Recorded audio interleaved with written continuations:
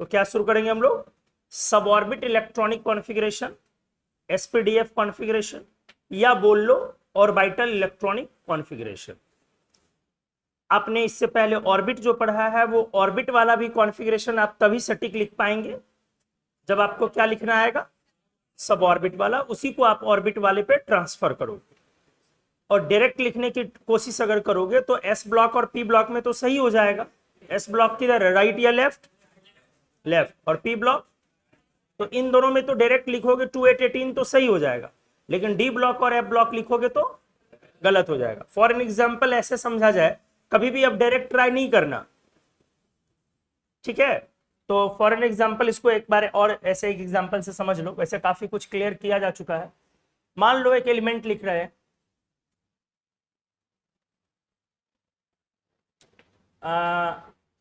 Cerium 58, इसका जब आप कॉन्फ़िगरेशन लिखेंगे, डायरेक्ट नहीं लिखना, सब ऑर्बिट वाला 6s2 4f1 5d1 है,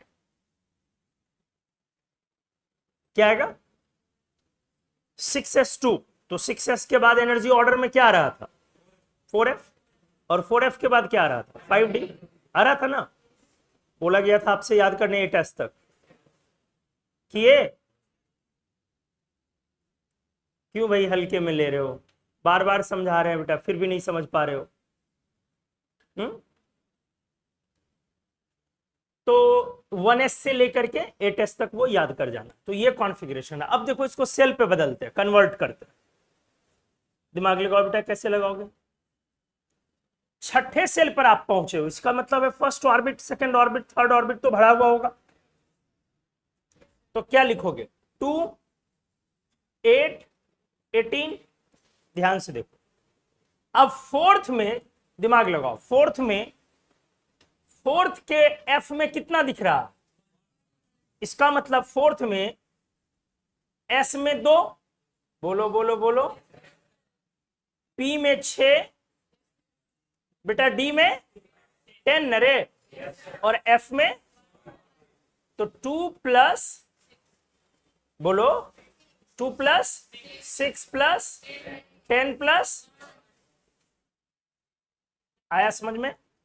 और फिफ्थ में आ जाओ, फिफ्थ के डी में कितना दिख रहा है, इसका मतलब क्या हुआ बेटा, एस में 2, पी में और डी में, बस, क्या आया समझ में, एस में 2, पी में 6 और डी में 1, और सिक्स्थ में फिर सिर्फ कितना दिख रहा है 2, इसका मतलब उससे पहले तो और कुछ हो नहीं सकता है।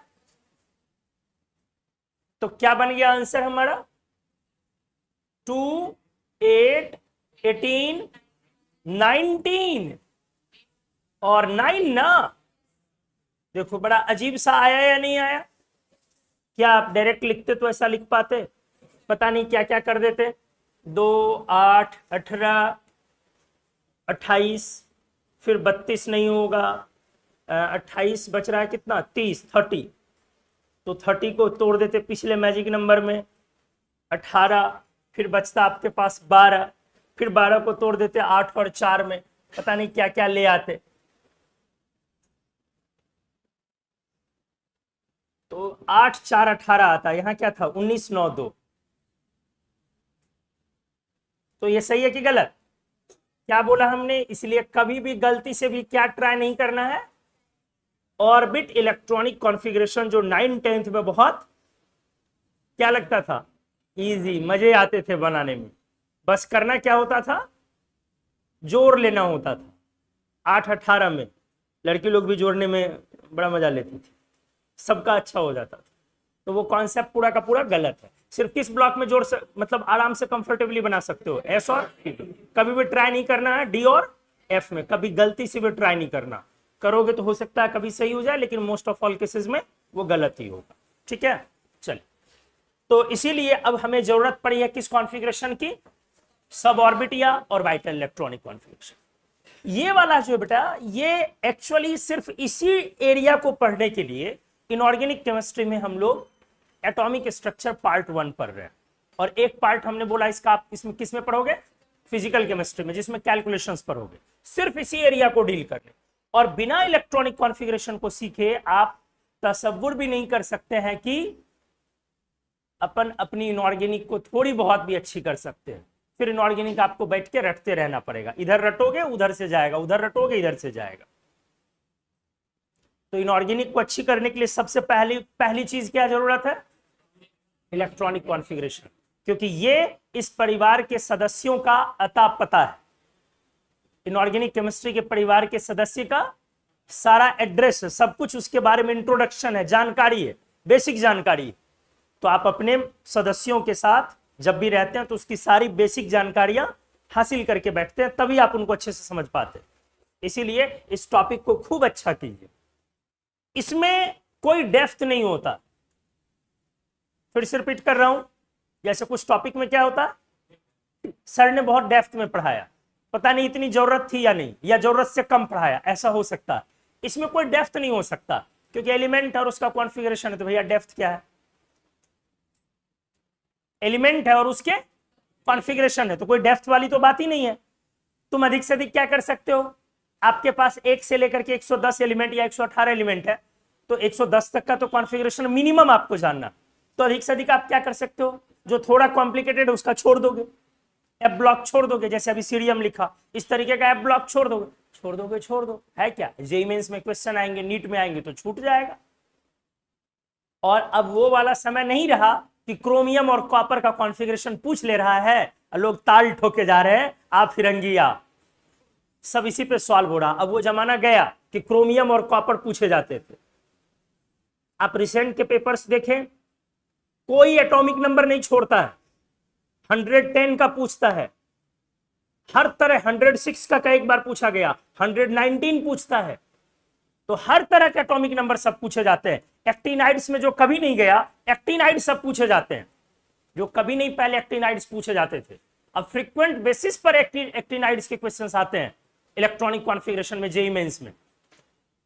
इसीलिए अब वो समय गया, दिनों दिन कंपटीशन में वेरिएशंस बढ़ते जा रहे हैं, नई नई चीजें लाई जा रही है, क्योंकि जो कंपटीशन में क्वेश्चन पूछेगा क्या, उसको क्या करना, बताओ, दिमाग लगाओ।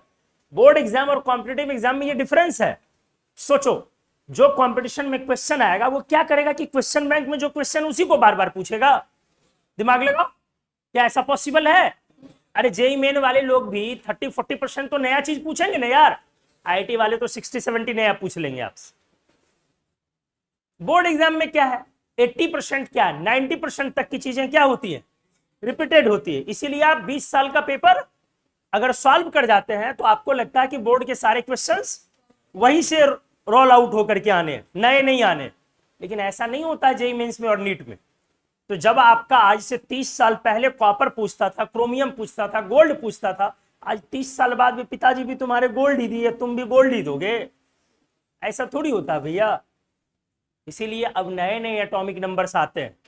जितना day by day JEE Mains और नीट के क्वेश्चंस में वेरिएशन आ रहा है, आज का स्टूडेंट उतना ही धीरे धीरे क्या कर रहा है, अपना लेवल गिरा रहा। क्यों? पढ़ने की आदत आपकी समाप्त हो रही है। सब चीज चाह रहे हैं चटपटा, वो क्या बेचते हैं सड़क पे, झालमुड़ी बेचते हैं ना, बड़ा अच्छा लगता है, मुंह में पानी आ जाता है सुबह सुबह। तो सोचते हो सब कुछ रेडीमेड वैसा मिल जाए, ऐसे नहीं होता है। आपको एफर्ट डालना पड़ेगा। दो ही चीज दिमाग में रखो, या तो तुम कॉम्पिटिटिव हो या नहीं हो, बीच का रास्ता बेटा नहीं होता। बस 2 पॉइंट दिमाग में रखो, कॉम्पिटिटिव हो या नहीं हो, मतलब क्या, अपन कंपटीशन की प्रिपरेशन कर रहे हैं या नहीं है, मतलब सीधा +2 का प्रिपरेशन कर रहे हैं, बीच का नहीं होता है। अगर बीच के रहोगे तो बीच वाले हो जाओगे, समझ रहे हो ना। वो हमारी खुजली हो रही थी इसलिए हम ताली बजा रहे हैं। तो बीच वाला बेटा नहीं होता है। स्टूडेंट्स का क्या माइंड सेट होता है, क्या माइंड सेट होता है, शुरू में कर रहा होता है आईआईटी की तैयारी, कुछ महीनों बाद पहुंचता है जेईई मेन पे, और कुछ महीनों बाद पहुंच जाता बोर्ड एग्जाम पे। ऐसे स्टूडेंट्स खुजली बार बार हो रहा है यार, बाकी आप समझदार हैं, ऐसे नहीं होता है। तो क्या हो, कॉम्पिटिटिव हो कि बोर्ड हो, कॉम्पिटिटिव की बोर्ड, क्लियर है, कोई शक है? इसीलिए कभी नहीं अपना कभी भी आप अपना कंटिन्यूटी लूज ना करें, अपना एक जो बना के चल रहे हैं ना पिच फ्रीक्वेंसी दिमाग की, माइंड सेट जो बना के रख रहे हैं बेटा, उससे कोई समझौता नहीं। जीवन में एक बार समझौता करना शुरू कर दिए ना, और यही उम्र होती है ये सब आदतें डालने की, एक बार समझौता स्टार्ट किया उसके बाद जिंदगी भर समझौते करने की आदत पड़ जाएगी। आप नहीं समझ में आई बात है? आज समझौता कर लोगे, एम्स नहीं जाना है, एमबीबीएस नहीं जाना है, कुछ महीने बाद नहीं समझ रहा है तो चलो डेंटल चले जाते हैं, फिर समझौता हो जाएगा, चलो यार कुछ आ जाएगा तो आयुर्वेद में भी चले जाएंगे, फिर समझौता होगा, वो भी नहीं होगा तो चलो बोर्ड एग्जाम कर लेते हैं, अगले साल फिर देखेंगे, कहीं कोटा उटा निकल जाएंगे, कहीं चले जाएंगे। समझौते बोलते हैं इसको। और ये समझौता करना बेटा लोगों की क्या बन जाती है? आदत। और ये आदत बहुत खराब होती है, इससे आपकी जिद समाप्त हो जाती है। समझौता कभी भी नहीं कीजिए, और इस उम्र में तो बिल्कुल नहीं। आदत लग गई तो आगे हमेशा सब चीज में समझौते करते रह जाओगे पूरी लाइफ। जॉब में फिर समझौता करोगे, मान लो तुम्हारा प्लेसमेंट होने वाला है, फिर तुम कॉलेज में जाकर के सोच, अगर तुम गए, अगर समझौता करने लोगे, आईआईटी के बजाय तुम चले गए एनआईटी भी नहीं, चलो किसी प्राइवेट कॉलेज में, एक समझौता वहां हुआ, फिर समझौता करोगे क्या? सोच रखा था आईआईटी करके यूपीएससी कर ले, कुछ और कर ले, मतलब बहुत सारा चीज रहता है दिमाग। फिर समझौते शुरू हो जाएंगे, वहां तो वैसा माहौल मिलेगा नहीं, अरे छोड़ो यार, अब प्लेसमेंट आ रहा तो कंपनी में चले जा रहे हैं किसी।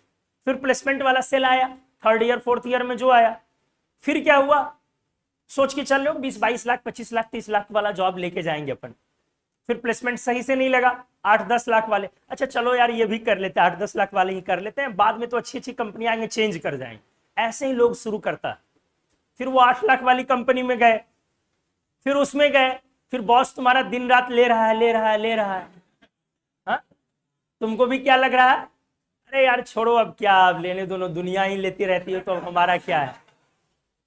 फिर समझौते शुरू हो गए, दूसरी कंपनी में भी जाएंगे तो वहां भी लिया ही जाएगा, क्या पता ज्यादा लिया जाए, इसीलिए चलो यही वाला दर्द सही।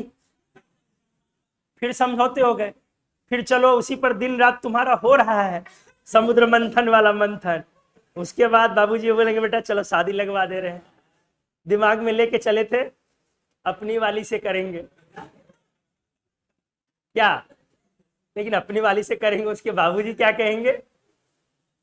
अरे बेटा तुम्हारा अच्छा नौकरी रहे तब ना, अच्छे प्लेसमेंट रहे तब ना, अच्छे कॉलेज से तुम्हारी डिग्री रहे तब ना, इसीलिए अब बाबूजी जो देंगे उसी में संतुष्ट होना है।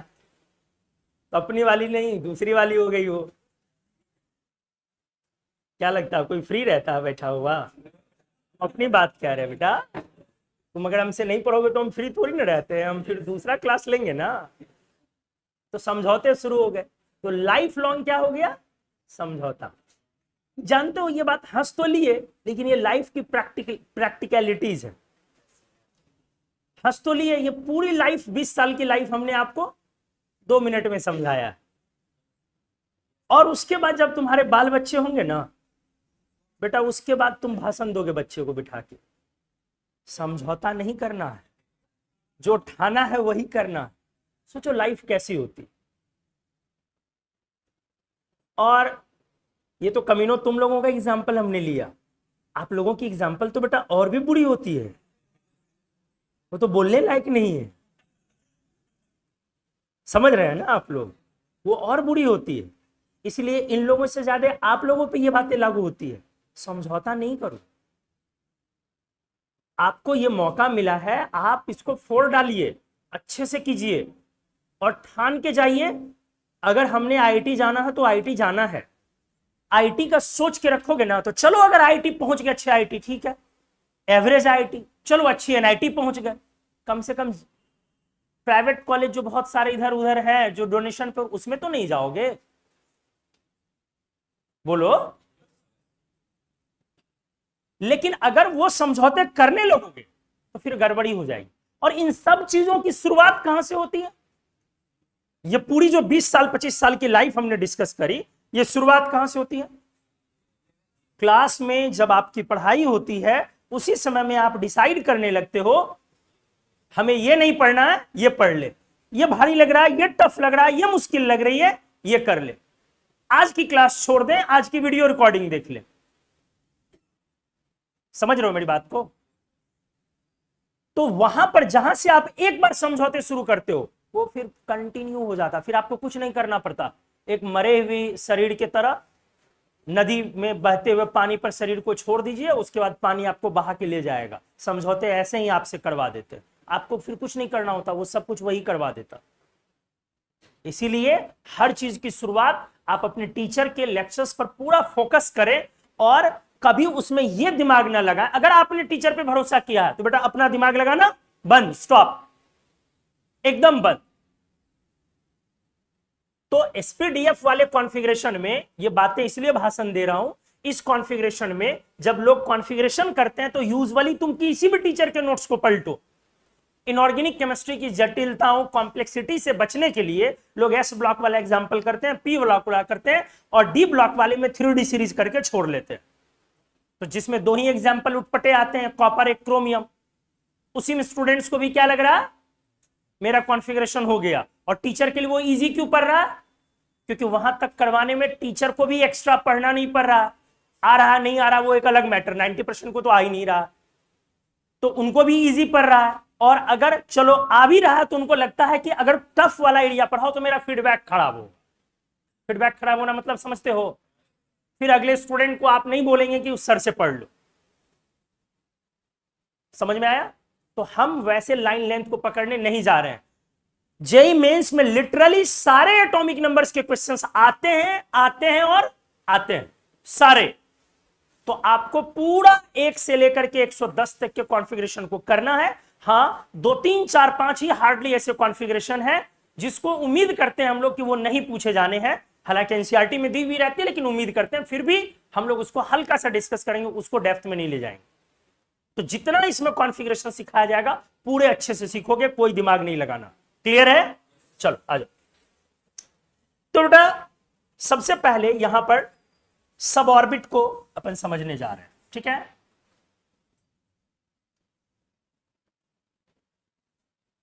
सब ऑर्बिट को ही क्या बोलते हो? सबसेट, ठीक है? तो सब ऑर्बिट को समझना मतलब एरिया ऑफ क्लासिकल कॉन्सेप्ट की area of quantum mechanical concept, quantum mechanical concept, ठीक है?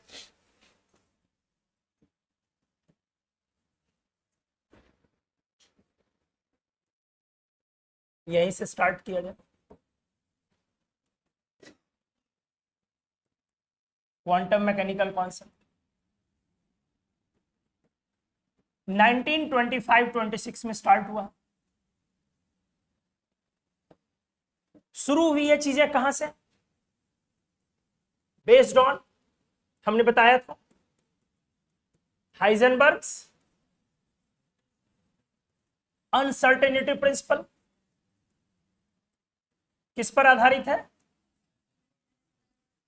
हालांकि इसको एटॉमिक स्ट्रक्चर पार्ट 2 में बहुत डिटेल में पढ़ोगे, फिर भी हमने एक आध बार समझाया है। व्हाट इज अनसर्टेनिटी प्रिंसिपल, क्या है, क्या था, रफली बताओ। यदि हाँ, किसी भी चीज में यदि स्पीड काफी ज्यादा तेजी से बढ़ती जाए, जितनी स्पीड ज्यादा हो, उस पार्टिकल का, उस मैटर का पोजीशन बताना उतना ही क्या है, डिफिकल्ट। स्पीड जितनी ज्यादा, पोजीशन उतना अनसर्टेन। स्पीड जितनी ज्यादा, पोजीशन उतना अनसर्टेन, मतलब अनिश्चित। मतलब क्या हुआ? जैसे अगर मान लो कि आपकी ट्रेन चल रही है, आप घर जा रहे हो और ट्रेन स्टेशन पर पहुंचने वाली है, तो ट्रेन बहुत स्लो हो जाती है, तो मम्मी फोन करती है, कहाँ हो? तो क्या करते हो? अपना पोजीशन बताते हो, ट्रेन की पोजीशन, आप अपने कोच की पोजीशन बताते हो, फल्ला वाले अंकल के घर के सामने, इस पीपल के पेड़ के सामने, वहां जो मंदिर है मम्मी उस मंदिर से क्रॉस कर रहे हैं। ट्रेन की रफ्तार अगर तेज हो तो आप रिलेटिवली ये नहीं बता पाते हो किस मंदिर के सामने, उस समय आप क्या बताते हो? उस समय एरिया बताते हो, इस मोहल्ले से क्रॉस या इस गांव से क्रॉस कर रहे हैं अपन, बताते हो। अगर हवाई जहाज में बैठे हो ये भी नहीं बोल सकते हो, कोटा के तलमंडी के ऊपर से गुजर रहे हैं, पटना के बाजार समिति के ऊपर से गुजर रहे हैं, जब तक बाजार समिति बोलोगे तब तक 2-3 समिति पार हो जाएगा। तो क्या पॉइंट आया, जितनी स्पीड ज्यादा होगी उतना पोजीशन बताना डिफिकल्ट, पोजीशन उतना अनसर्टेन। तो सिंपल वर्ड्स में आप यही समझे, इसका मैथमेटिकल इक्वेशन है डेल्टा पी के फॉर्म में, जिसको हम लोग एटॉमिक स्ट्रक्चर पार्ट 2 में अपन पढ़े। तो हाइजेनबर्ग अनसर्टेनिटी प्रिंसिपल, पहले ये क्या कहता है, तो एक लाइन इस पे लिख लेते हैं हम लोग।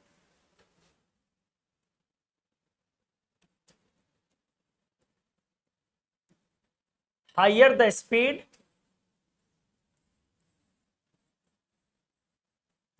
ऑफ पार्टिकल या matter,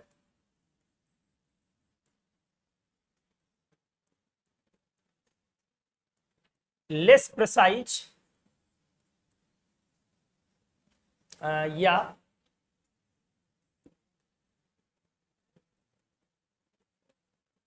higher the chances of uncertainty in position ना, सिंपल वर्ड्स में लिखा, अभी कोई डेफिनेशन वगैरह नहीं लिखा, ये सब बेटा बाद में सीखेंगे आप अच्छे से। जितनी स्पीड हो पार्टिकल या मैटर की, जितनी ज्यादा स्पीड हो उतना ही ज्यादा चांस है किस चीज के, अनसर्टेनिटी इन पोजीशन। स्पीड ज्यादा तो पोजीशन उतना क्या होगा, स्थिति बताना उतना क्या होगा, डिफिकल्ट। अब जरा एक बार सोच के देखो, जो बोर साहब ने करा था, ये एटम है, ये न्यूक्लियस है, और यहीं पे इलेक्ट्रॉन अपना चल रहा है ना,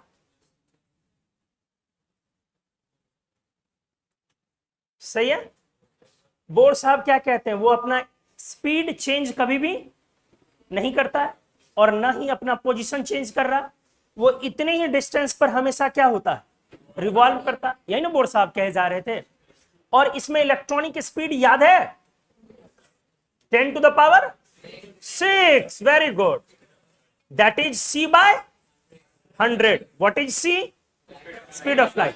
तो बेटा ये स्पीड कम है, ज्यादा है या बहुत ज्यादा है, एक्सट्रीमली हाई स्पीड। बोर में और रदरफोर्ड में क्या डिफरेंस था, रदरफोर्ड ने बोला था एक्सट्रीमली हाई स्पीड से इलेक्ट्रॉन रिवॉल्व करता है, नहीं, मोशन में रहता है, रैंडम मोशन में ना। उसने पाथ डिफाइन नहीं करा था, इन्होंने पाथ डिफाइन करा, कंजर्वेशन ऑफ एनर्जी पर बेस्ड इन्होंने पाथ डिफाइन करा है कि इसी सर्कुलर पाथ पर। तो आप देखिए इतनी स्पीड से c by 100 मतलब लाइट की स्पीड का मात्र 100वां भाग, इतनी हाई स्पीड से बेटा इलेक्ट्रॉन रिवॉल्व कर रहा है, और दैट टू एक फिक्स पोजीशन लेकर के। तो इसी पर हाइजेनबर्ग क्वेश्चन रेज करते हैं, ये पॉसिबल नहीं है। तो फिर क्या होता है, यहीं से साइंटिस्ट इस पर काम करना शुरू करते हैं और इलेक्ट्रॉन के पोजीशन के लिए, पोजीशन को समझने के लिए मारामारी शुरू होती है। इलेक्ट्रॉन की पोजीशन कि एक्चुअली इलेक्ट्रॉन है कैसा, तो तैयार होता है इलेक्ट्रॉन का एटम में, इलेक्ट्रॉन के पोजीशन का एक पिक्चोरियल डायग्राम। क्या तैयार होता है, एटम में इलेक्ट्रॉन के पोजीशन का एक पिक्चोरियल डायग्राम, एटम में इलेक्ट्रॉन के पोजीशन का एक pictorial diagram. In general words अपन कह सकते हैं फोटो ले रहे हैं इलेक्ट्रॉन का, सीधा बोल लो। पिक्चोरियल डायग्राम मतलब इलेक्ट्रॉन के पोजीशन को ग्रैब करना कि पोजीशन कहां पर है, किस समय में कहां, और हजारों लाखों ऐसे पोजीशंस निकालना और समझना कि क्या वाकई एक सर्कुलर पाथ है। तो जब इलेक्ट्रॉन के बहुत सारे पोजीशंस एक सेकंड के अंदर लिए जाए, उन दिनों जब तकनीक, जिन दिनों यह डेफिनेशन स्टार्ट हुआ था, दिया गया था, उन दिनों पर सेकंड 10,000 पोजीशंस मार्क किया गया। एक सेकंड में कितना, 10,000 पोजीशन, इतना पोजीशन एक सेकंड में मार्क किया गया और एक पिक्चर तैयार किया गया। अब तो बहुत ज्यादा पॉसिबल है, स्पेक्ट्रोस्कोपी से हम लोग समझ सकते हैं। तो आप मेरी बातें समझ रहे हैं, मैंने क्या बोला, मैंने बोला एक सेकंड में बहुत सारे पोजीशंस मार्क किए गए, चिन्हित किए गए कि इलेक्ट्रॉन आखिर कहां है, और उससे यह आइडिया लगाने की कोशिश की गई कि क्या इलेक्ट्रॉन सर्कुलर पाथ पे चल रहा है। तो जब आप ढेर सारे पिक्चर ले रहे हो इलेक्ट्रॉन का, अगर वाकई सर्कुलर पाथ पे चल रहा, तो सारे पिक्चर्स को अगर आप कलेक्ट करें, जोड़ के देखें, तो कैसा आना चाहिए। लेकिन सरप्राइजिंगली वो एक स्पेस में फैला हुआ डेंसिटी क्लाउड आया, जिसको अगले पेज में देख रहे हैं। चीजें क्लियर हो गई। तो हमने क्या लिखा, क्वांटम मैकेनिकल कॉन्सेप्ट 1925-26 में स्टार्ट हुआ। ये बेस्ड है किस पर, हाइजेनबर्ग के अनसर्टेनिटी प्रिंसिपल पर। जिसको आगे कॉन्सेप्ट को जिन लोगों ने आगे बढ़ाया, श्रोडिंगर वगैरह, आगे नाम लिखा जा रहा है उनका। आइए ध्यान से,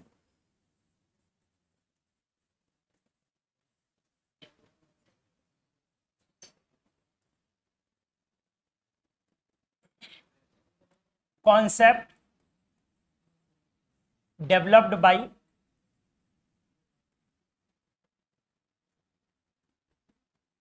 इनके द्वारा,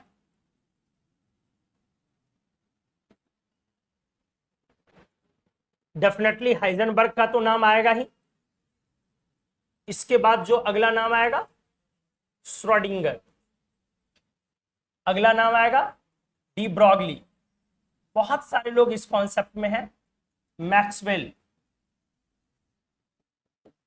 प्लैंक, बहुत सारे लोगों का कंट्रीब्यूशन है, योगदान है।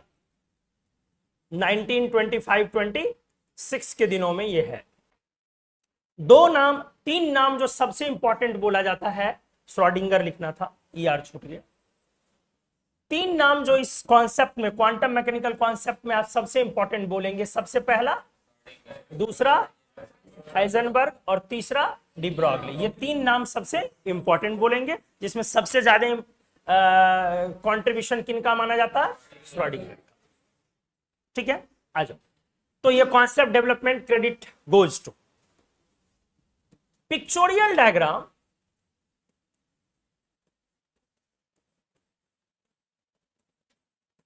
ऑफ इलेक्ट्रॉन डेंसिटी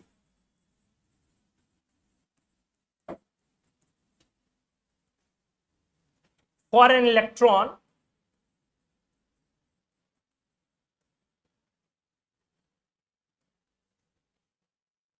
ध्यान से देखिए, कोई एटम लिया जा रहा, मान लो हाइड्रोजन एटम, कौन सा, क्योंकि इसमें एक ही इलेक्ट्रॉन है, तो इसका पिक्चोरियल डायग्राम मतलब वही पिक्चर्स जो हमने बोला, जो पोजीशन मार्क किया गया, चिन्हित किया गया।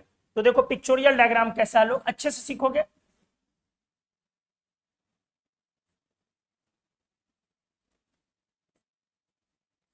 ये न्यूक्लियस आया, ठीक है,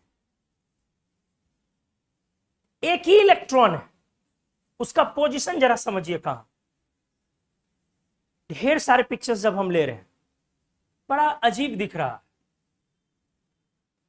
हमेशा वो उसका पोजीशन पता ही नहीं चल पा रहा कि कहां।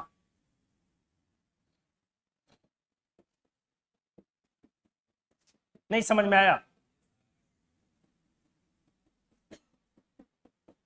ये देखिए, ये स्पेस है या प्लेन में है, स्पेस। इलेक्ट्रॉन दिख रहा है कि किसी पिक्चर में पास है, कभी बहुत पास है, कभी दूर है, कभी बहुत दूर है, और कभी कभी वो गायब हो गया अचानक।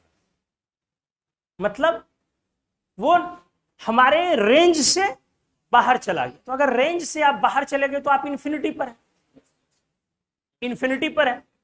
तो कभी कभी वो इन्फिनिटी पर भी चला गया, मतलब बहुत दूर यहां ले लो, बहुत दूर वहां ले लो, लेकिन वो अपना ज्यादातर समय एक खास एरिया में गुजारता हुआ पाया गया। समझ रहे हैं मेरी बात को? ऐसा नहीं है कि सिर्फ उसी एरिया में, मेरी बातों को अच्छे से गौर करें, ऐसा नहीं है कि सिर्फ वो उसी एरिया में है। ये कितने इलेक्ट्रॉन्स है, बहुत सारे या एक? नहीं, सिर्फ एक का पिक्चोरियल डायग्राम ड्रॉ किया जा रहा है, ठीक है। तो ये इलेक्ट्रॉन हमने बोला ज्यादातर समय के लिए, मोस्ट ऑफ ऑल वाइल के लिए, टाइम के लिए एक निश्चित एरिया में ही डिलोकलाइज हो रहा। अच्छा हाँ, मोशन वर्ड समाप्त, मोशन वर्ड अब मोशन नहीं बोलेंगे, क्योंकि मोशन बोलने के लिए पाथ बोलना पड़ेगा। क्या इसमें कोई पाथ है? हमने आपको क्या समझाया था, एक बल्ब के चारों ओर मक्खी जैसे बिना किसी रास्ते के कभी पास आती है, कभी दूर जाती है, और कभी कभी अचानक गायब हो जाती है, फिर अचानक अपीयर होती है, और फिर भी वो एक निश्चित एरिया में, आप ज्यादातर देखेंगे बल्ब से एक फिक्स डिस्टेंस के अराउंड, आसपास ही वो डिलोकलाइज खुद को करता। तो इसको मोशन की जगह हम लोग क्या बोले, डीलोकलाइजेशन। क्या बोले? डीलोकलाइजेशन मतलब खो जाना। तो उसी एरिया में वो खो गया, एक तरह से एरिया वो हो गया, बट उसी एरिया में वो खो गया। कब कहां पर आएगा, अपीयर होएगा, इसका अपन कोई आइडिया नहीं लगा सकते। छोटू चाय लेंगे? मेरी चाय ठंडी हो गई है, मंगवा दिया जाए फिर से 1 कप? लोगे? अरे लोगे तो मंगवा दिया जाएगा। नींद आ रही है आपको? छोटू आप भी चाय लेंगे? बोलोगे तो मंगवा दिया जाएगा, तो कोई दिक्कत नहीं। अरे हम लोग दोस्त की तरह हैं, मंगवाया जाए। आप लोग भी लेंगे? अच्छा पी के आए हो तो सही से बोलो यार, अपने इंडिया में पी के आने का मतलब कुछ और होता है। हाँ? अच्छे से बोला करो, चाय पी के आए हैं सर। तो चलो आ जाओ, ये मामला क्लियर हुआ। तो इलेक्ट्रॉन हमने बोला उस एक डेफिनेट एरिया में वो अपना क्या कर रहा है बेटा, घूमते नहीं रहता, डिलोकलाइज रहता, फिर घूमते रहता है। कौन बोला रे? कूट देंगे अदरक की तरह, डिलोकलाइज होता। यहां पे चलो हमने लिखा माइनस इन्फिनिटी,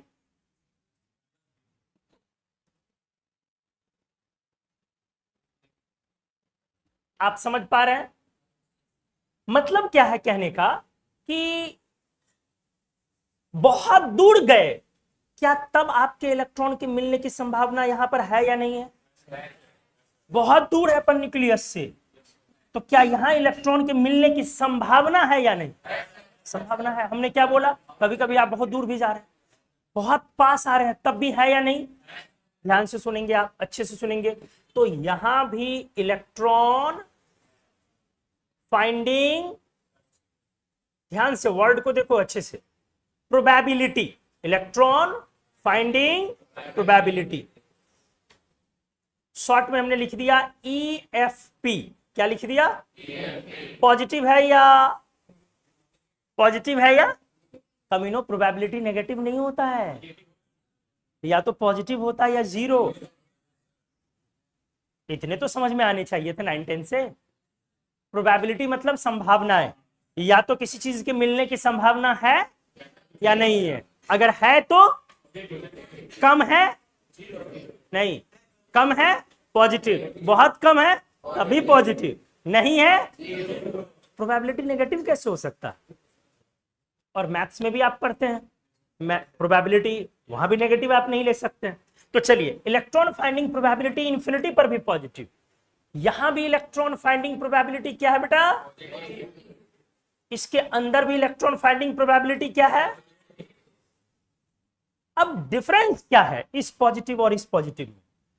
इसके अंदर मैक्सिमम वैल्यू आएगी। नहीं समझ में आया?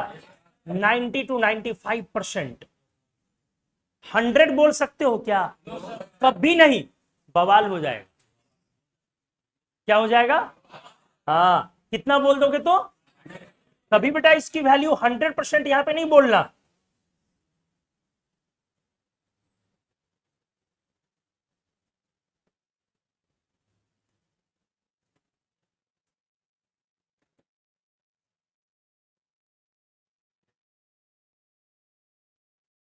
ठीक है, तो चलो अब यहां पर इस डायग्राम को ठीक से अच्छे से, इस डायग्राम को एक नए डायग्राम में कन्वर्ट करते हैं। क्यों सर? इस डायग्राम को एक नए डायग्राम में कन्वर्ट करते हैं। क्या बार बार यार इतना कैसे बनाया जाएगा? हर बार इतना कैसे ड्रॉ होगा अपने से? हाइड्रोजन एटम का हमने एक एग्जांपल लिया, इलेक्ट्रॉन माइनस इंफिनिटी से प्लस इंफिनिटी के बीच क्या हो रहा है? डीलोकलाइज हो रहा है। और फिर भी एक सर्टेन एरिया में वो अपना 90 to 95% प्रोबेबिलिटी उसके मिलने की है, बाकी के एरिया में भी उसके मिलने के चांसेस हैं, लेकिन कम है प्रोबेबिलिटी, लेकिन कहीं भी 0 नहीं है सिवाय न्यूक्लियस के। न्यूक्लियस छोड़ के कहीं भी प्रोबेबिलिटी, न्यूक्लियस पर तो 0 है ना। इलेक्ट्रॉन न्यूक्लियस के अंदर रह सकता है या नहीं? क्यों नहीं रह सकता बेटा?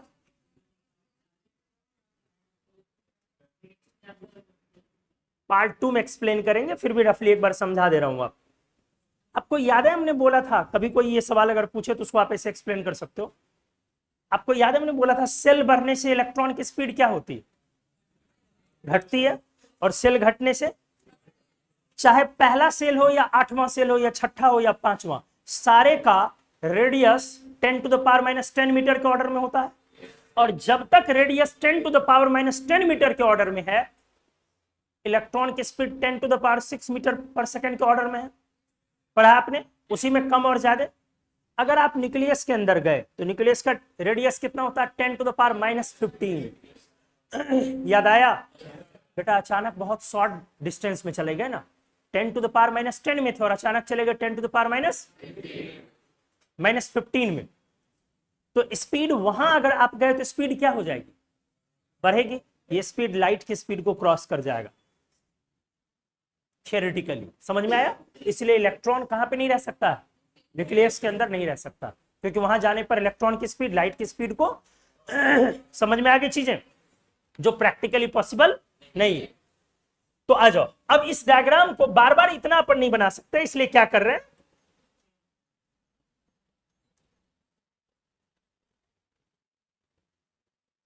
आया समझ में? ये और ये वही डायग्राम ये है। फर्क क्या हमने क्या रखा इस बार? ये जो हमने एक डीप लाइन से कॉन्ट्रास्ट, डीप का मतलब हमने एक कॉन्ट्रास्ट लाइन से उस एरिया को घेर दिया है जिस एरिया के अंदर क्या था आपका? इलेक्ट्रॉन फाइंडिंग प्रोबेबिलिटी मैक्सिमम हो।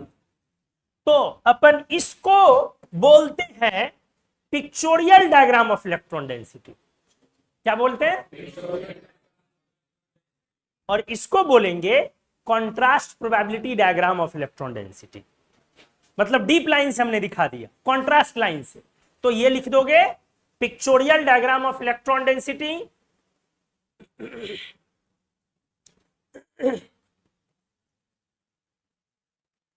Pictorial diagram of electron density.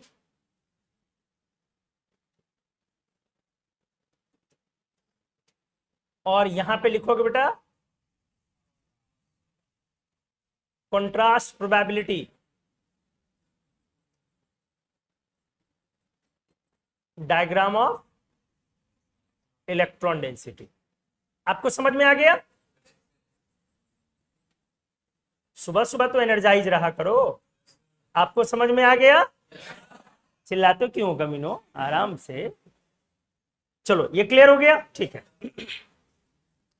अब एक पॉइंट बताओ, ये जो हमने घेरा है, क्या ये पाथ ऑफ इलेक्ट्रॉन है या नहीं? नहीं है।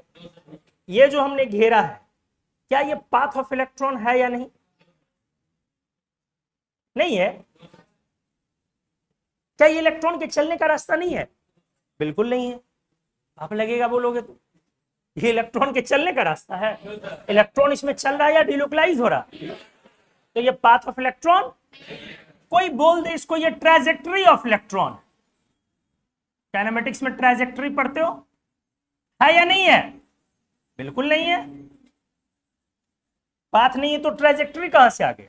तो ये पाथ ऑफ इलेक्ट्रॉन या ट्रैजेक्टरी ऑफ इलेक्ट्रॉन, फिर ये है क्या?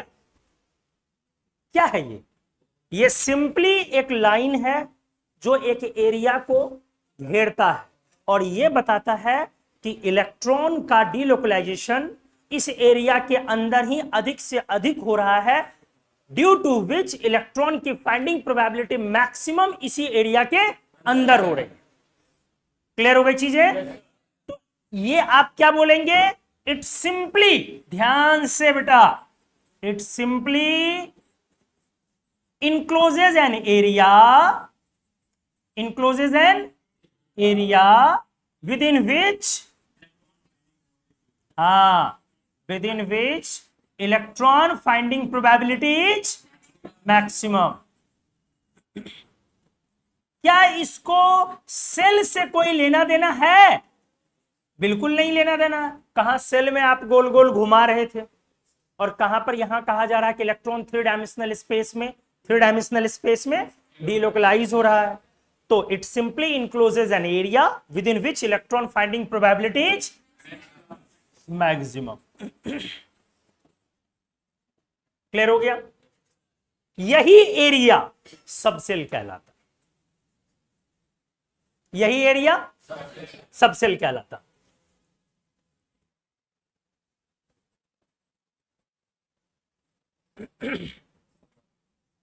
सब ऑर्बिट या सबसेल। क्लियर हो गया? आते जाओ पॉइंट। अब जब भी आप सब ऑर्बिट ड्रॉ करते हैं तो आप उसका, जैसे आप पी वगैरह ड्रॉ करते हो, इतना तो आइडिया है, ऐसे डंबल ड्रॉ करते हो, इसका मतलब क्या आइडिया लगाओ। जो एक डंबल बनाते हो, कितने लोगों को पता है ये डंबल बनाते हो पी के लिए, पी सबसेल के लिए डंबल बनाते हो, कितने लोग को आइडिया है? हाथ उठाओ। बहुत कम लोग। तो खैर एनीवेज, ये जो आप डंबल बना देते हैं, जैसे एस के लिए आप ये बनाते हैं, पी के लिए आप ऐसे बनाते हो, जिनको पता है वो सोचो ये सिंपली क्या है एक्चुअली। ये फिर से क्या आया, एक एरिया आया, और इसी एरिया के अंदर वो इलेक्ट्रॉन क्या हो रहा, डिलोकलाइज हो रहा, और उसकी फाइंडिंग प्रोबेबिलिटी मैक्सिमम हो रही है। ये कोई इलेक्ट्रॉन के चलने का रास्ता वगैरह नहीं है, ये बस एक एरिया को घेर रहा, कि उसके ऐसा है कि उस एरिया के बाहर भी इलेक्ट्रॉन आ रहा है, जा रहा है कि नहीं, लेकिन कम, उसके मिलने के चांसेस कम। क्लियर हो गया? अब आगे इलेक्ट्रॉन के डिलोकलाइजेशन को, इस एरिया के अंदर जो इलेक्ट्रॉन का डिलोकलाइजेशन है और बिना कोई पाथ फॉलो किए हुए ये डिलोकलाइजेशन है, इसको कंसीडर कर लिया जाता है वेव। क्या कंसीडर कर लिया गया? और हमने आपको पहले भी पढ़ाया है, वेव कंसीडर करना तब आसान और बहुत आसान हो जाता है जब स्पीड क्या होती है, हाई या लो, हाई, और मास लार्ज या स्मॉल। जितना मास कम से कम हो और जितनी स्पीड ज्यादा से, उतना वेव नेचर शो करना इजी हो जाता है, और उतना वेव कंसीडर करना हम लोग ज्यादा मुनासिब समझते हैं, अप्रोप्रिएट और प्रिसाइज समझते हैं। तो इलेक्ट्रॉन की स्पीड तो ऑलरेडी काफी हाई है, हम लोगों ने पीछे देखा है, वाकई इलेक्ट्रॉन की स्पीड काफी हाई है। तो इलेक्ट्रॉन के डिलोकलाइजेशन को न्यूक्लियस के चारों ओर क्या मान लिया गया बेटा? वेव। और इसको मानने वाले वेव कौन साइंटिस्ट थे? He was not Heisenberg, he was Schrodinger. तो इलेक्ट्रॉन का आपसे क्वेश्चन आता है, who did propose first wave nature of electron? किसने? श्रोडिंगर। कई बार एग्जाम में हमने देखा है कि बहुत सारे क्वेश्चंस एग्जाम में ऐसे आते हैं कि श्रोडिंगर के नाम के जगह ऑप्शंस में दूसरा ऑप्शन आता है, तो सेकंड ऑप्शन कभी कुछ वैसा दिखे, अगर नहीं है तो डी ब्रॉगली लेंगे, नॉट हाइजेनबर्ग। क्या ले लेंगे? De Broglie. कई बार ऐसा भी दिखता है, ठीक है, उसका लॉजिक क्या है एक्सप्लेन कर दे रहे। तो आ जाओ पहले अगले पेज में। अच्छा, नोट तो नहीं कियो? कुछ भी नहीं? हाँ, आज नोट मत करो, आज पीडीएफ से कर लो। कर लोगे सभी लोग? का किसी को कोई है संदेह तो अभी हाथ खड़ा कर लो, फिर बाद में नहीं बोलना। हाँ, ग्रुप में भेज दिया जाए। उसकी वजह यह है ना कि आज पिक्चर वगैरह बनाना पड़ेगा आपको, तो नोट करने में आज ज्यादा टाइम लगाओ, ठीक है।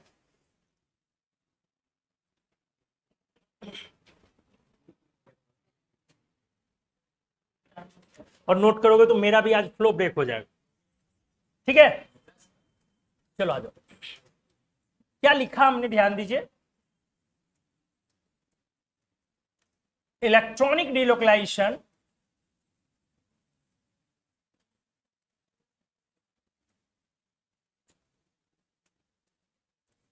around nucleus is thus considered as a wave। क्या मान लिया गया? वेव के तरह।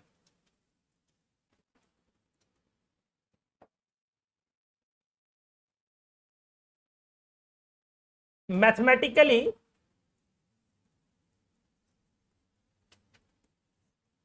expressed, अरे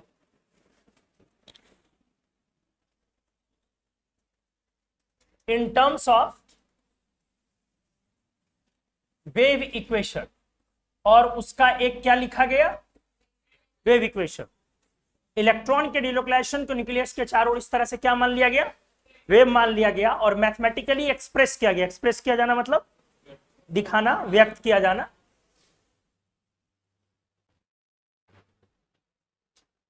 तो मैथमेटिकली इसको व्यक्त किया गया, एक्सप्रेस किया गया किस टर्म्स में? किस टर्म में? वेव इक्वेशन के टर्म। इलेक्ट्रॉन के किस चीज को? इलेक्ट्रॉन के किस चीज को? डीलोकलाइजेशन को किस टर्म्स में? Called Schrödinger's wave equation. क्या कहलाया ये?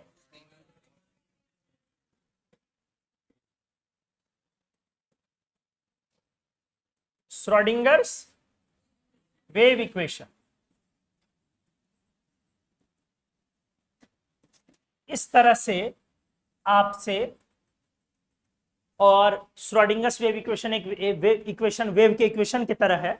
आप एटॉमिक स्ट्रक्चर के पार्ट 2 में उसको शॉर्ट में पढ़ेंगे भी, जितना पढ़ना है। और जैसे एक वेव इक्वेशन को सॉल्व करके वेव के बहुत सारे फीचर्स आप लाते हैं, हालांकि अभी आप नहीं पढ़े होंगे, शायद आएगा फिजिक्स में। जैसे एक वेव के इक्वेशन को, स्टैंडिंग वेव वगैरह होता है ना, बहुत सारा वेव आप लोग पढ़ते हैं, तो वेव के इक्वेशन को सॉल्व करके वेव के बहुत सारे फीचर्स, विशेषताएं, बहुत सारी चीजों की वैल्यू निकाली जाती है। उसी तरीके से जैसे वेवलेंथ वगैरह सुने ना, वेव का फीचर, वेवलेंथ, एम्पलीट्यूड, फ्रीक्वेंसी वगैरह, बहुत सारी चीजें। तो उसी तरीके से श्रोडिंगर वेव इक्वेशन को भी सॉल्व करके इलेक्ट्रॉन के बहुत सारी जानकारियां, इलेक्ट्रॉन की बहुत सारी जानकारियां प्राप्त की जाती है, ज्ञात की जाती है, हासिल की जाती है। किस चीज को सॉल्व करके? Schrödinger's wave equation. आपने एक चीज सुना होगा, क्वांटम नंबर, शायद वो इसी को सॉल्व करके आता है। ठीक है, क्वांटम नंबर्स भी इसी को सॉल्व करके आता है। तो श्रोडिंगर्स वेव इक्वेशन। तो आपसे इस तरह से इलेक्ट्रॉन के बारे में जो बोला जाएगा, कभी कभी ध्यान दो, इलेक्ट्रॉन का पार्टिकल नेचर हुआ या नहीं हुआ? बिल्कुल हुआ। और इलेक्ट्रॉन का वेव नेचर हुआ या नहीं हुआ? बिल्कुल हुआ। तो क्या इलेक्ट्रॉन का डुअल नेचर हुआ या नहीं? डुअल मतलब दोनों नेचर। अगर आपसे बोले किसने इलेक्ट्रॉन का पार्टिकल नेचर दिया? जिसने इलेक्ट्रॉन ढूंढा, थॉमसन। पहली बार उन्होंने क्या माना? पार्टिकल। तो इलेक्ट्रॉन का बेटा particle nature, who did propose it? J Thomson.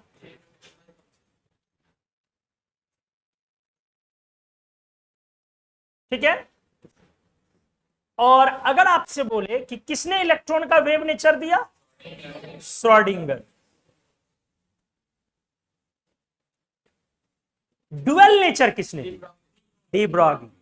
D for dual, D for de Broglie, ऐसे याद रखो, क्योंकि हमने आपको एक दिन बताया था पीछे, डी ब्रॉगली ने बेसिकली इलेक्ट्रॉन के बारे में अपना कॉन्सेप्ट नहीं बनाया था, उन्होंने हर मैटर के बारे में कॉन्सेप्ट बनाया था। बताया था ना? क्या कि कोई भी मैटर अगर उसमें स्पीड है तो वो डुअल नेचर शो कर सकता है, करेगा। पार्टिकल नेचर भी, मैटर का नेचर भी, पदार्थ का नेचर भी और वेव का भी नेचर। हमने क्या बोला था? जितना, हमने एक आईआईटी का क्वेश्चन भी बोला था, एक चलती हुई कार और एक चलता हुआ प्लेनेट दोनों 30 सेंटीमीटर पर सेकंड की स्पीड से चल रहा है, तो किसमें वेव नेचर ज्यादा है? कार में। कैसे पता किया था? वेव नेचर ज्यादा होने के लिए मास कम होना है और बेटा स्पीड ज्यादा होना है। तो डुअल नेचर, डी ब्रॉगली।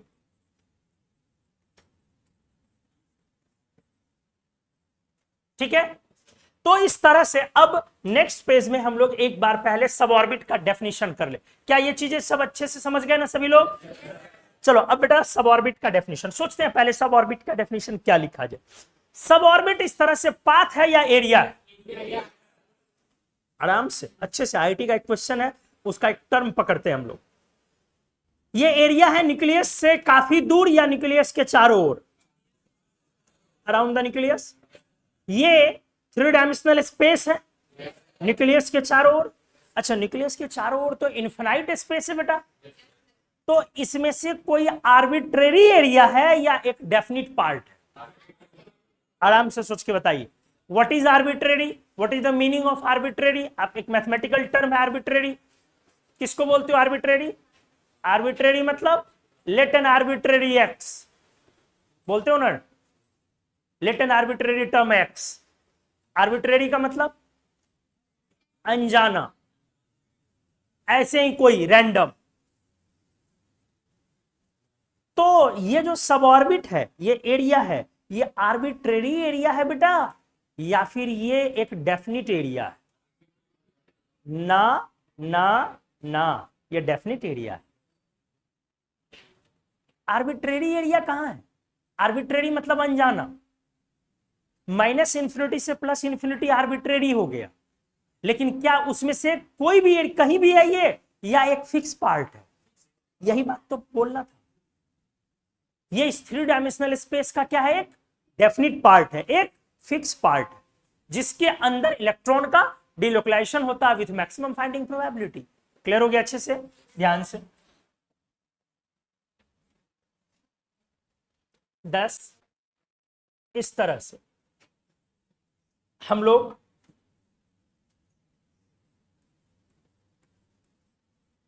सब ऑर्बिट और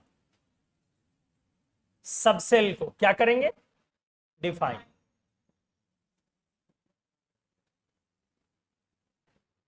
थ्री डायमेंशनल स्पेस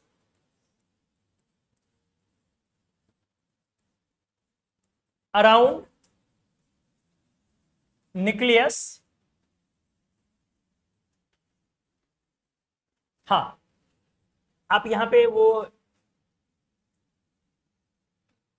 ये पॉइंट लिख ही दे, मिस हो गया मेरे से लिखना।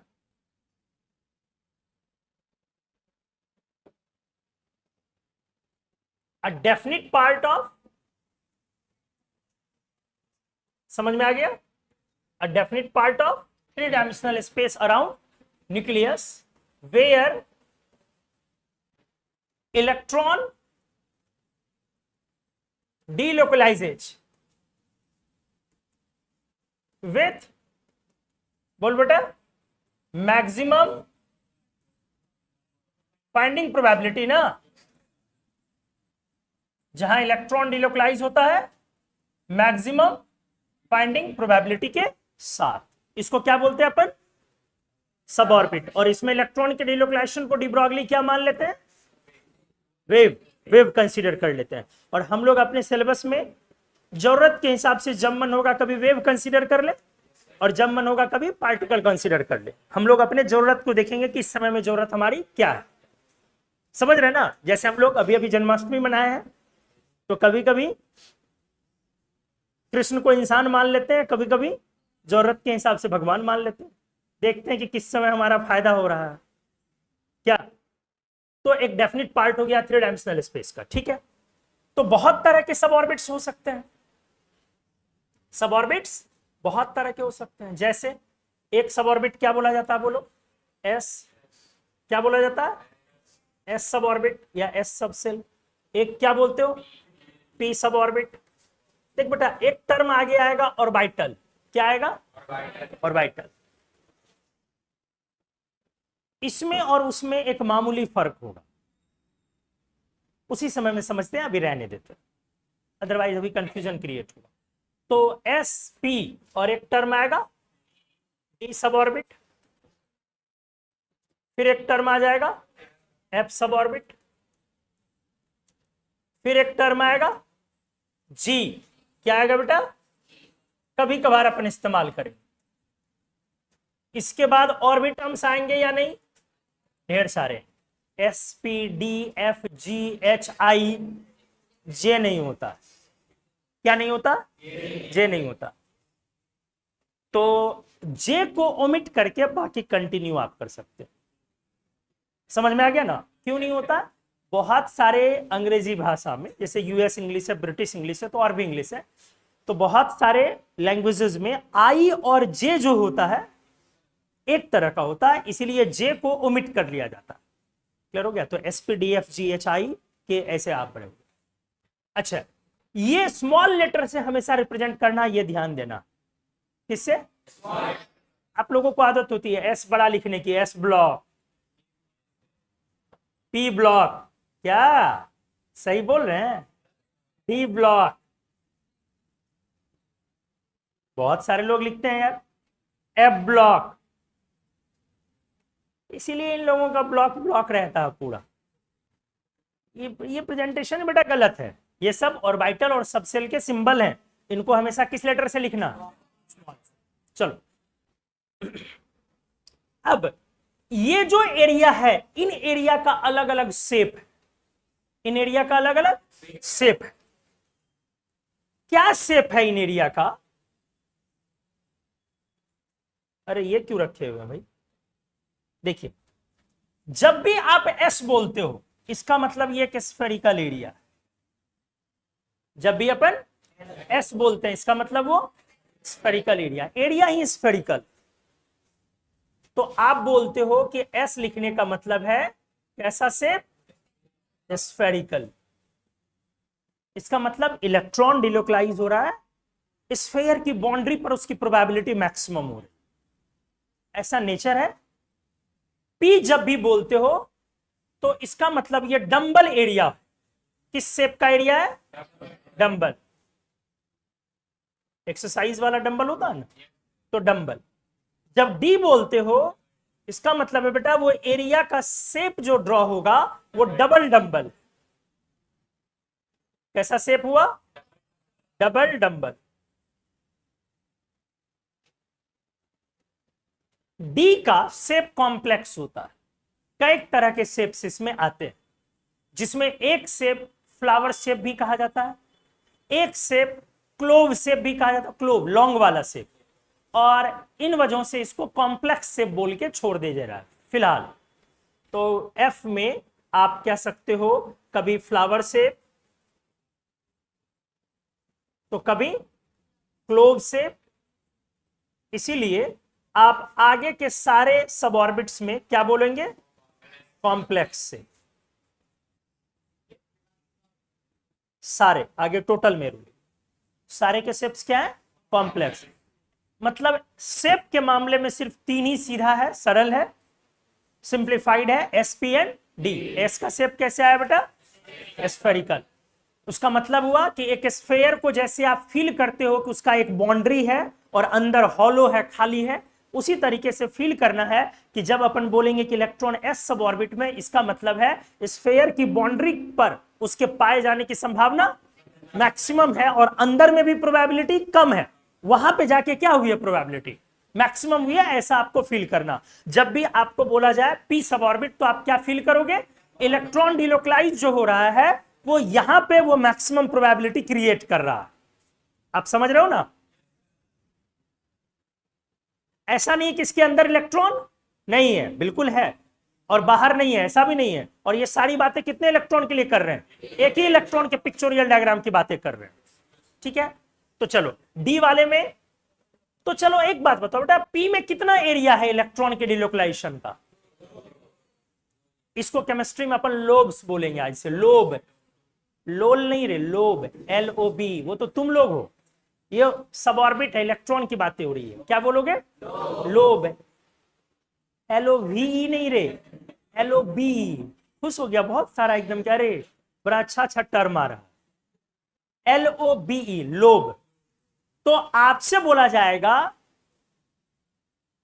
एस सब ऑर्बिट में कितने एरिया है डिलोकलाइजेशन के? पी सब ऑर्बिट में मतलब पी में 2 लोब्स, एस में लोब नहीं बोला जाता। पी में 2 लोब्स, डी में 4 लोब्स। एफ में अगर जबरदस्ती पूछ दिया जाए तो 6 बोल दो, लेकिन वो पूरे तरीके से सही नहीं है। FXYZ के लिए वो सही है, सबके लिए सही नहीं है। तो इधर वाले की तो बात ही नहीं करनी है। एस में कितने, पी में कितने लोब्स? 2, और डी में 4। तो चलो आप यहां पे ये भी लिख दो, 2 लोब्स, और यहां पे बोलोगे। लेकिन अगर कभी सवाल आ गया तो एफ के लिए क्या बोलोगे? 6 लोब्स।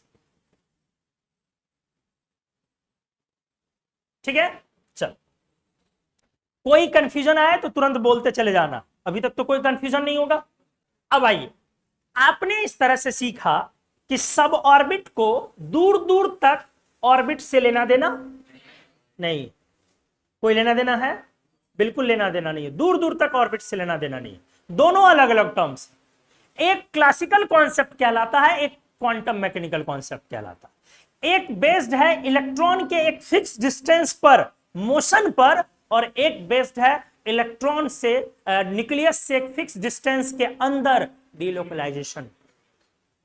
वो कहता है कि इलेक्ट्रॉन कभी भी उस सर्कुलर पाथ को छोड़ नहीं सकता है, अपनी पूरी लाइफ उसी में वो घूमते रहेगा। ये कहता है इलेक्ट्रॉन एक फिक्स जगह पर हाई नहीं, माइनस इंफिनिटी से प्लस इंफिनिटी तक इसकी फाइंडिंग प्रोबेबिलिटी है, एक एरिया में मैक्सिमम प्रोबेबिलिटी। तो दोनों कॉन्सेप्ट का कहीं भी आपस में कोई कनेक्शन है नहीं। तो बोर साहब का कॉन्सेप्ट जब फेल होने लगता है और ये नया कॉन्सेप्ट डेवलप हो रहा है, तो बोर साहब दिमाग लगाते हैं मोदी जी की तरह।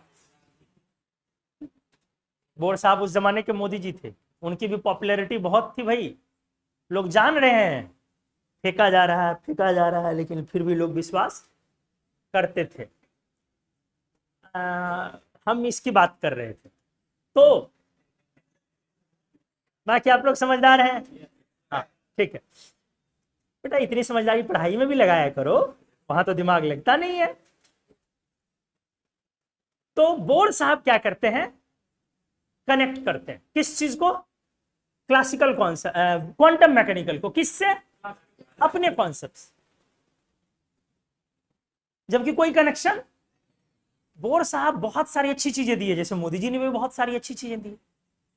हाँ अरे कुछ भी हो यार, कश्मीर वाला पार्ट चलो उसका डिस्प्यूट समाप्त हुआ तो बहुत अच्छी चीज है कि नहीं है, हमारे लिए तो है, हो सकता है आप में से किसी के लिए नहीं हो, लगता है कि हाँ भाई देश का ही अब हिस्सा। अदरवाइज पहले वापस पहले आप सही में एक समय था जब आप कश्मीर जाते तो लोग पूछते थे कि कहां से आए हैं, किस देश से आए, और अभी भी ऐसा एक दो जगह और है, नागालैंड वगैरह भी जाएंगे तो आपको ऐसा पूछा जाएगा, बहुत सारे जगह पर ऐसा है कि वहां पे उन लोगों को, इंडिया को वो अलग पाए, अच्छा इंडिया से आए हैं, ऐसा बात की है, ऐसे इस तरीके से आपसे पूछा जाता। अगर आप गए होंगे तो आपको आइडिया होगा, नहीं गए होंगे तो, नहीं गए हो ना भी, शादी के बाद ही ना जाओगे, समझ रहे हो ना, हाँ आईटी जम्मू जाओगे, हाँ वो भी अच्छा कॉन्सेप्ट है बेटा, वहीं सेटल ही हो जाना। अब तो मोदी जमीन भी दिलवा रहे हैं, देखो बोले ना बहुत सारी अच्छी चीजों में से एक चीज था ना, था कि नहीं था।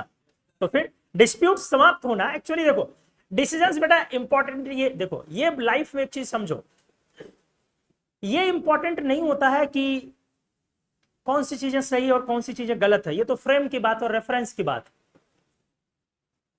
नहीं समझ में आ रही मेरी बातें, ये लाइफ में इंपॉर्टेंट नहीं होता कौन सी चीज सही बात है और कौन सी चीज गलत बात है, इंपॉर्टेंट है सही और गलत के बीच डिस्प्यूट समाप्त हो जाना। डिस्प्यूट मतलब झगड़ा, लड़ाई, कहा सुनी, ये समाप्त होना, ये बहुत इंपॉर्टेंट। जैसे तुम ये सोचो, तुम रावण को क्या मानते हो भाई, विलेन, कि बहुत बड़ा विलेन मानते हो कि नहीं मानते, तुमको क्या लगता है रावण को कोई हीरो नहीं मानता है, आपके पड़ोसी देश वाले मानेंगे ना, वो बिल्कुल मानेंगे। और एक्चुअली आपको विलेन मानते हैं क्योंकि आपकी बचपन से परवरिश वैसी हुई है कि उसमें बस खामी और खामी दिखाई गई है। खामी तो भैया हमारे प्रभु श्री राम में भी थे, ऐसे होता है कि कोई पत्नी को छोड़ दे, तो ठीक है हर चीज, क्या मैंने क्या बोला बेटा, हर चीज एक जगह पर सही है, तो एक राजा का कर्तव्य है सबसे पहले प्रजा को सोचना, इसलिए उन्होंने को छोड़ा, तो उस फ्रेम में क्या है वो सही है, लेकिन दुनिया की किसी भी पत्नी के फ्रेम में वो सही है। तो सही और गलत क्या है बेटा, फ्रेम टू फ्रेम बदलता है, व्यक्ति टू व्यक्ति बदलता है। चोरी करना, जो बेटा चोरी है उसके लिए तो वही उसका क्या है, त्वमेव माता च पिता त्वमेव त्वमेव बंधुश्च सखा त्वमेव। तो सही और गलत क्या होता है, फ्रेम टू फ्रेम बदलता है। तो वो पार्ट आपके यहां आ गया या नहीं आया, कुछ लोग का मानना है कि आया तो अच्छा हुआ, कुछ लोग का मानना है कि अच्छा नहीं हुआ, लड़ाइयां बढ़ेंगी, टेररिज्म आएगा, ये होगा वो, चलो जो भी है, फ्रेम टू फ्रेम ये सही और गलत अलग अलग चीजें। लेकिन एक इंपॉर्टेंट चीज क्या है इसमें, डिस्प्यूट का समाप्त होना। अब वो गलत भी है तो आप उसको मानिए, पिताजी के सारे लिए हुए फैसले सही नहीं होते हैं, जरूरी नहीं है, बहुत सारे लिए हुए फैसले उनके गलत होते हैं, और कई बार बहुत सारे बच्चों का भविष्य उस चक्कर में खराब हो जाता है। बेटा बनना चाह रहा क्रिकेटर, बाबूजी कह रहे हैं जब डंडा देखते हैं तो डंडा लेके खेलते रहते हो, फालतू का काम कर रहे हो, कुछ होना जाना है नहीं। तो सारे फैसले सही नहीं होते हैं, बार बार बोला जा रहा है। इंपॉर्टेंट क्या है, डिस्प्यूट का समाप्त होना। तो जैसे मोदी जी ने बहुत सारे अच्छे काम किए, बोर साहब ने भी बहुत सारे अच्छे काम किए, बाकी बोर भी फेंकते थे, मोदी जी भी फेंकते हैं, अच्छा फेंकते हैं और बड़ा लंबा लंबा फेंकते हैं, बहुत दूर दूर तक। नीरज जी का नाम जानते हो, गोल्ड मेडल लगातार ला रहे, कुछ नहीं है उनके सामने, उतना नहीं फेंक पाता बेचारा। लेकिन हेड्स ऑफ फेंकता तो है, अच्छा है। तो बिगेस्ट ड्रॉबैक क्या, बोर्ड के बहुत सारे मेरिट्स में बिगेस्ट ड्रॉबैक क्या, दोनों कॉन्सेप्ट को जोड़ना। किस दो कॉन्सेप्ट को, क्लासिकल और क्वांटम मैकेनिकल, दोनों कॉन्सेप्ट को क्या करना, जोड़ना। ये सबसे बड़ा क्या है, ड्रॉबैक। क्योंकि ये तो वही बातें हो गई ना बेटा, इंसान और भगवान दो अलग अलग कॉन्सेप्ट है, अब दोनों को क्या किया हमने, कंबाइन कर दिया। जब मन में आया बोल दिया डॉक्टर भगवान है, जब हम मन में आया डॉक्टर लुटेरा इंसान है। आप समझ रहे हैं ना। तो क्लासिकल कॉन्सेप्ट और क्वांटम मैकेनिकल को कंबाइन करना, ये बोर का सबसे बड़ा क्या है।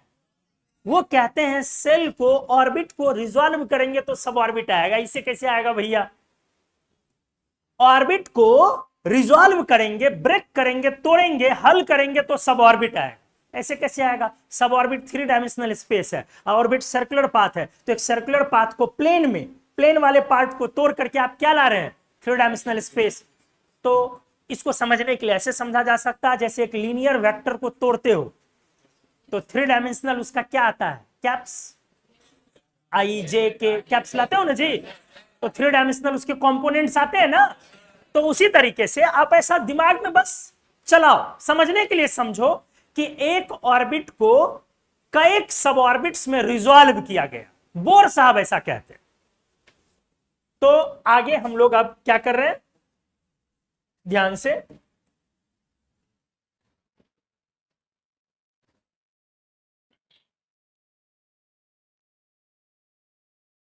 अरे 7:30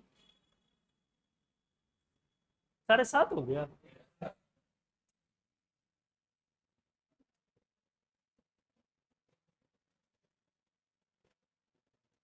biggest drawback of Bohr's concept क्या, कॉम्बाइनिंग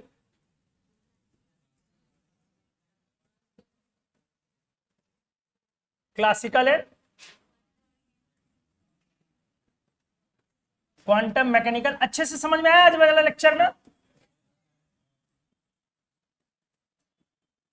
और इससे ऊपर चलो ये चीज लिखी दो,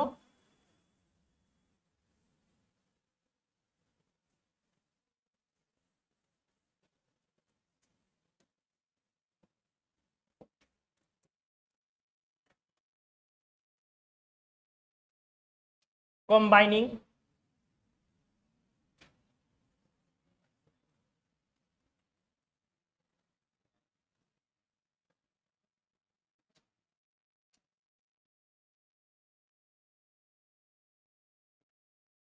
ठीक है। चलो अगले क्लास में हम लोग यहां से करते हैं। ये वाले का लेक्चर बेटा आपको नोट्स डाल दिया जाएगा, आप अच्छे से इसको नोट कर लो, ठीक है। बड़ा मजा आ रहा होगा, देख रहे उठ के चल दिया, बड़ा मजा आ रहा होगा। हाँ, कुछ नहीं करना पड़ता, आओ एसी में बैठो। जीवन का परम सुख तो इसे ही कहा गया है शास्त्रों में। डिजिटल बोर्ड पे देख रहे हो, मजा ले रहे हो, सुबह सुबह सर के ऊपर पंखा, दोनों तरफ एसियां है, 2-2 3-4 एसी एकदम हर तरफ भरा हुआ, और ठंडा और ठंडा और ठंडा, चिल्ड कर दो सर। तो नींद आना तो स्वाभाविक है ना बेटा, पंखा भी चल ही रहा है, दास दासियां चारों तरफ बैठे हुए हैं, नींद कैसे नहीं आएगी। तानसेन संगीत सुना रहे हैं, राजा महाराजा वाली फीलिंग आ रही होगी। फिर उठाए और अंगरक्षकों के साथ बाहर निकल गए। सर बोर्ड पर खड़े हैं, निकल गए बाहर, चल दिए। कोई बात नहीं, जा सिमरन जा, जी ले अपनी। चलिए गुड बाय, मिलते हैं अगले क्लास में, ठीक है। Thank you.